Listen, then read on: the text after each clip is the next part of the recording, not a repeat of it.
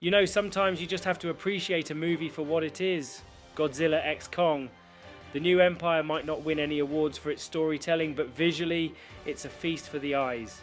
And hey, isn't that what we're all here for sometimes? It's like the filmmakers said, let's give the people what they want.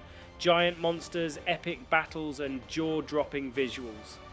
Sure, the plot might be about as thin as tissue paper, but who needs a gripping narrative when you've got skyscraper-sized titans duking it out? It's a popcorn movie at its best. Pure, unadulterated entertainment that doesn't require you to think too hard. And you know what? That's perfectly okay. Sometimes all we need is a thrilling roller coaster ride of epic proportions, and the new empire delivers that in spades. So grab your popcorn, sit back, and enjoy the spectacle, because when it comes down to it, isn't that what monster movies are all about? Let's get to the review. If you're coming off the heels of Godzilla -1, this film is a whole different beast, literally. That movie had a gripping story, well-developed human characters, and a monster that was a genuine threat to the world.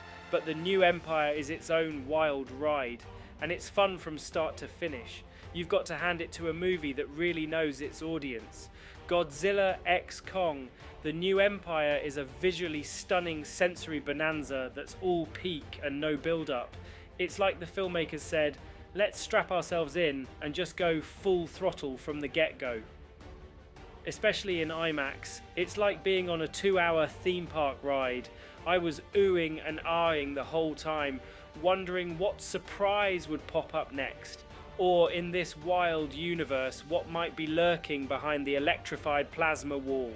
It was just so intense that I couldn't help but feel a little attacked when things didn't quite add up. This story feels tailor-made for MonsterVerse newcomers, which would be fantastic if anyone seeing the 5th film in the series fit that bill, but let's face it, that's a tough sell. Perhaps Godzilla -1 was their first foray into kaiju flicks, and now they're eager for the Big G's louder, flashier American escapades.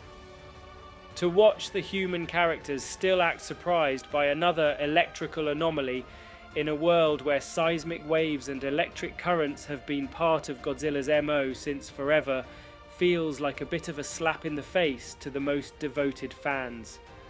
But hey, at least it keeps things in line with the classic mythology, right? Still, it would have been nice to see our characters recognize these signals from the get-go and take the story in a fresher direction. The new empire dives straight into the Godzilla above, Kong below dynamic early on, setting the stage for some inevitable mayhem after the events of 2021's Godzilla vs. Kong. But of course, that delicate peace doesn't last long. Kong takes center stage throughout the new empire, casting him in a more relatable light that's easy to empathize with. We see signs of aging in his greying fur, making him more vulnerable than ever. At one point, he's sidelined by a toothache. His newfound sense of mortality drives much of the plot, both for him and the humans involved. Unfortunately, it also sees Dr. Eileen Andrews, once a strong, intelligent protagonist, softened into a motherly figure, her character sidelined by Kong's emotions and the drama surrounding his familial connections. And let's not even get started on her reduced screen time compared to the Titans. She practically fades into the background. Adding insult to injury, Andrews takes a back seat to newcomer Trapper, a monster veterinarian played by Dan Stevens, who seems to exist solely to push the plot forward by reading cryptic messages from ancient ruins. It's a little baffling, to be honest. Why introduce the idea of a mother-daughter dynamic in a monster movie if you're not going to explore it properly? But hey, who needs emotions when there's a new super smart villain on the scene?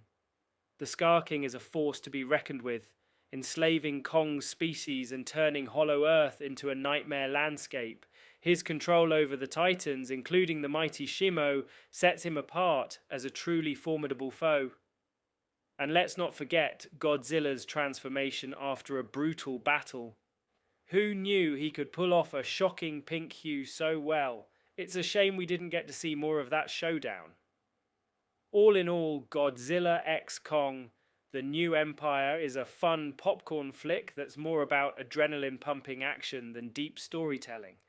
It's a wild ride that'll keep you on the edge of your seat, but don't expect it to linger in your memory once the credits roll.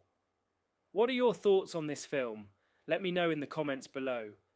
Until next time, don't forget to drop a like and subscribe if you enjoyed the video.